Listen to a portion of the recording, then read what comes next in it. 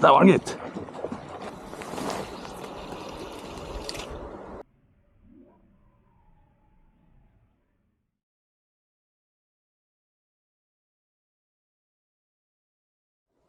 Hallo folkens, i dag det fiskedag. I dag jeg innover i Ryfylke på en strand, hvor det var også i slutten av oktober vel. Jeg fikk masse fisk, men det gikk ikke noe, bare smått da.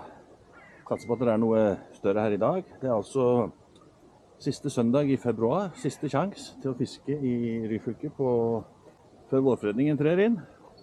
Og i dag det bare helt aldeles nydelig. Det rett og slett vår.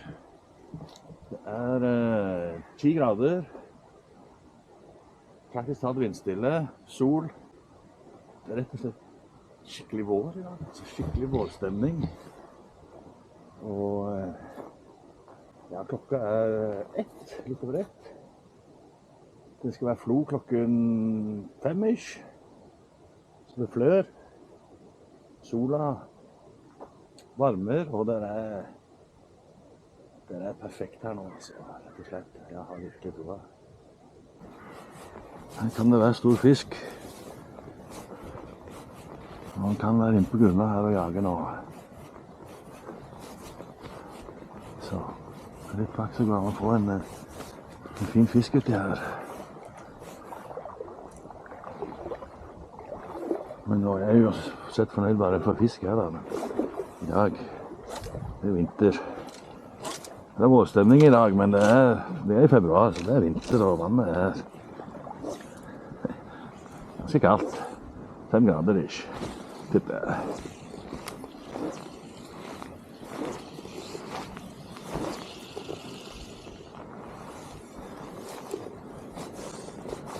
Nå må det noe liv uti her.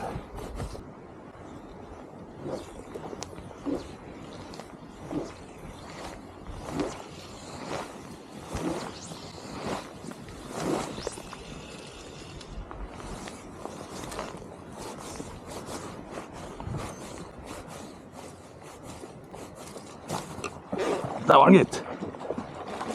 Jeg synes jeg så noen strømninger uti der. Den svære nå. Usikker på hvor stor, men det i hvert fall ikke en liten fisk. Jeg synes jeg så noen strømninger uti der.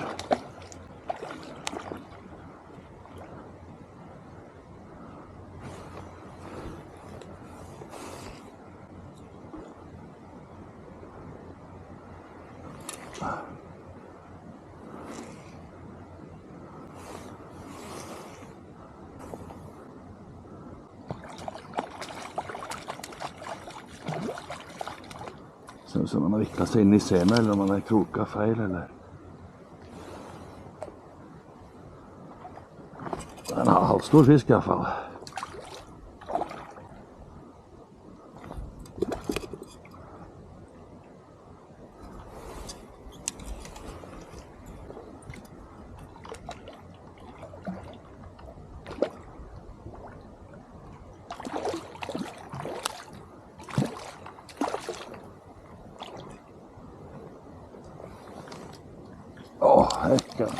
Så vidt han går i hoven. Oi. Det der må jo være en fisk på 50 centimeter ish. Hæ? Det en slank fisk jeg får han uti da, men... Han har bitt fint den. Sitter i munnviken.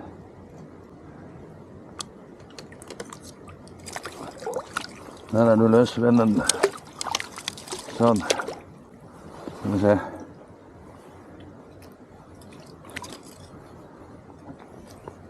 Ja, det en fin fisk. Det må være rundt... Ja, rundt 50 tipper jeg. Sikkert litt over faktisk.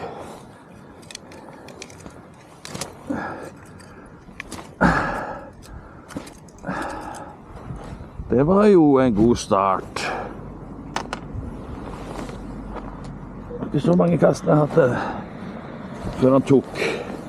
Jeg synes jeg så strømning av flere fisker borti der rett før han tok. Følte det var noe ryggfinner borti der som gikk. Så jeg tror det er flere borti der. Så det borti der er det jo litt sånn tang. Det går en tang, hva skal jeg si da, et tangbelte, eller det går en stripe med litt tang og litt steiner ut der. Og så bortover her er det bare sand. Helt langt bort på der så er det litt steiner igjen. Men her er det bare ren sand, lite tang. Men her er det mye tang, og ut forbi der igjen så er det dypt. Denne grunnen går langt ut. Det treet der ute ligger sikkert på, tipper det ligger nedi, vet ikke. Men det var altså flua til han Per igjen. Skal vi se. Den ser sånn ut. Den er lekker. Det er altså han Per Kristiansen i Narvik som har bundet den til meg. Den funker godt. Den er lekker, altså. Den fisket jeg med i går også. Den forrige filmen min, det var i går. Da var jeg inne også i Ryfylke, men da var jeg ute med båten og fikk ganske masse fisk på denne flua her. Så den er god. Så takk for det, Per. Nå får vi se om det er mer borte der.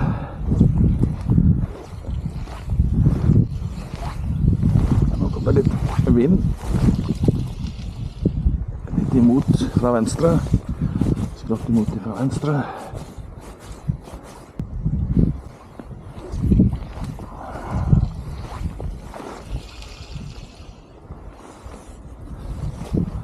Nå kommer det egentlig vind fra alle kanter. Nå kommer det fra høyre.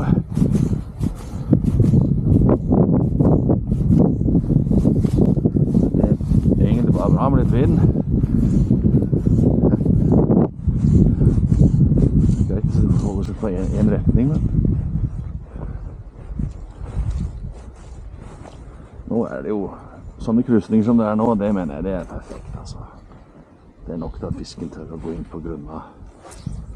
Og det er ikke noe vind som er noe voldsomt problem å kaste i. Ai, ai, ai.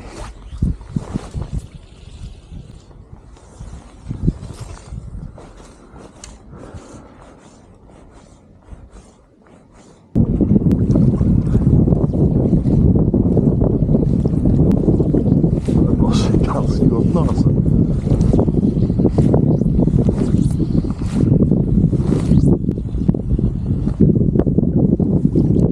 Også frisk bris rett imot nå.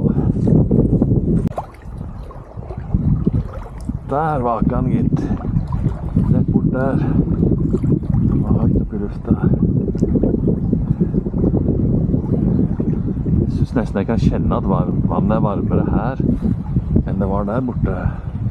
Det kommer jo ut en elv bak der, og det vannet fra elva kommer jo ut rett rundt tuppen der. Det er jo iskaldt vann fra 1000 meter.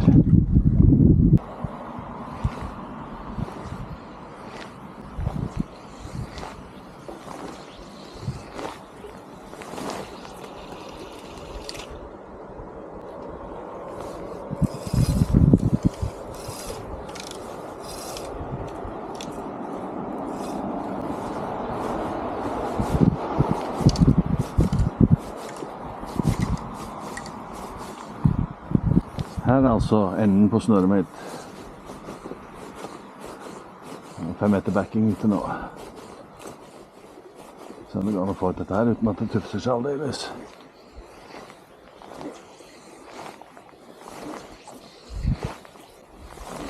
En gang til.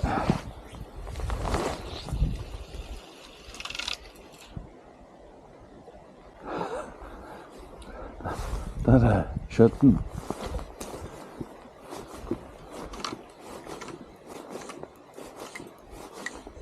Der er skjøtten.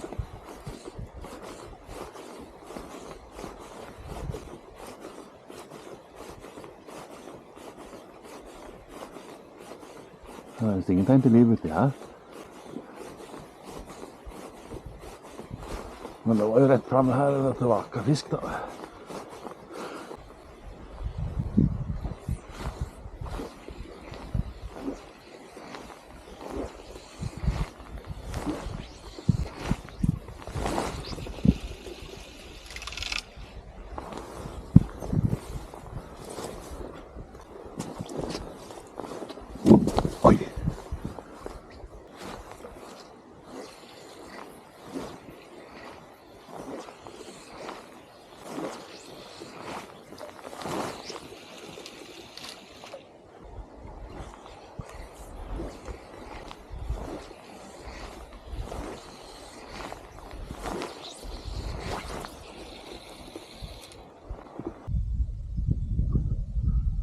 fra sørvest til nordøst. Nå blåser det vel nesten frisk bris fra nordøst. For litt siden så blåste det frisk bris fra sørvest.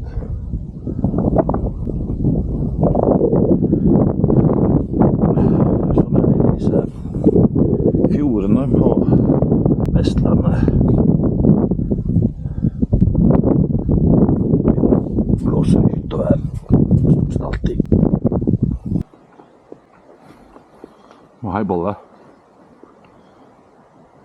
Men nå var det fint egentlig. Og deilig luft, skikkelig vår. Vindstille og sol og deilig temperatur.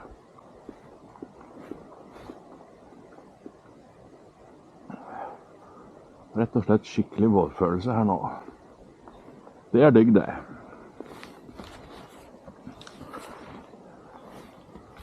Det er liksom den beste tida på året, synes jeg, når du virkelig første gang når du begynner å kjenne vårluft. Det er digg. Det blir ikke bedre enn dette, altså.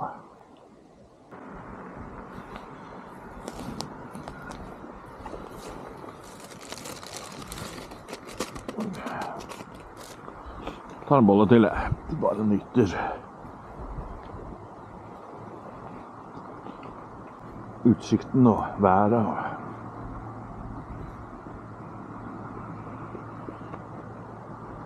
Speider etter fisk.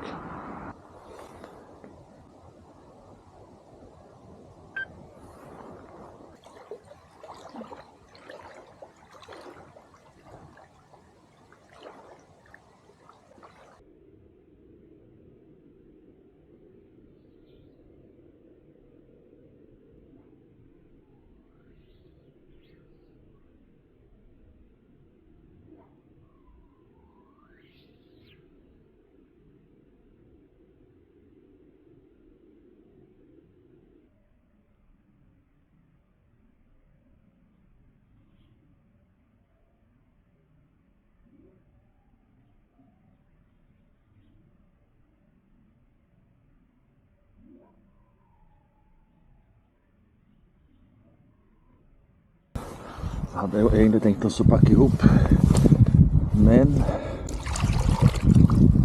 så vaka det oppi her. Så tar jeg en liten økt til. Jeg er ganske så kald og gående i ryggen og armen og skulderen og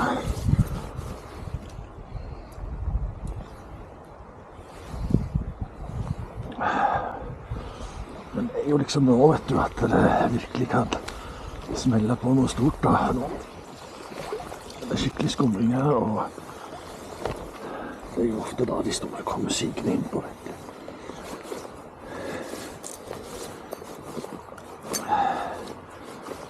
Så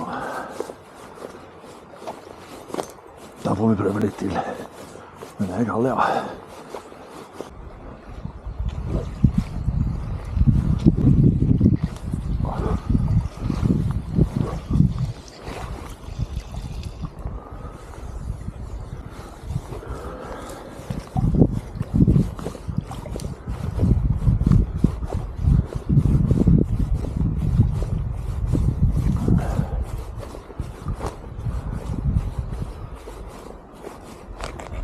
Der var den, gitt. Oi, nei, jeg tror han datt av. Han datt av.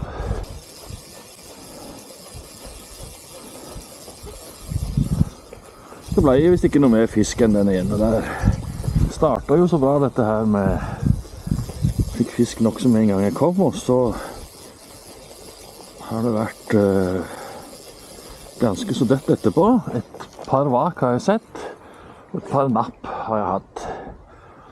Men that's it. Så ikke det helt store egentlig, men en fin dag vil jeg påstå. Det har til tider vært skikkelig godt og varmt og vårfølelse.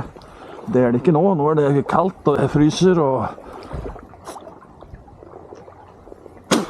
det er vel egentlig ikke så veldig kaldt, men det var jeg som er så nedkjølt etter å ha stått ute i dette kalde vannet i hele dag. Så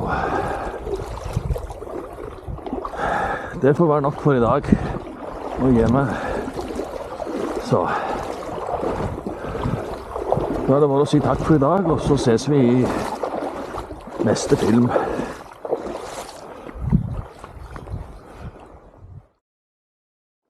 Steikje meg, den er svær. Å, helsiken. Hvis du likte denne filmen, bør du ta en titt på kanalen min. Svær følgefisk, ja. Å, helsiken. Og hvis du liker det du ser, så håper jeg at du abonnerer på kanalen og blir med meg videre på nye fisketurer. Oi, oi, oi, oi. Jeg poster normalt et par nye filmer hver måned, Der har jeg den, vet du. Sjekk den da. og de postes alltid på lørdagsmorgen klokken 8. Der. Vi ses i neste film. Der.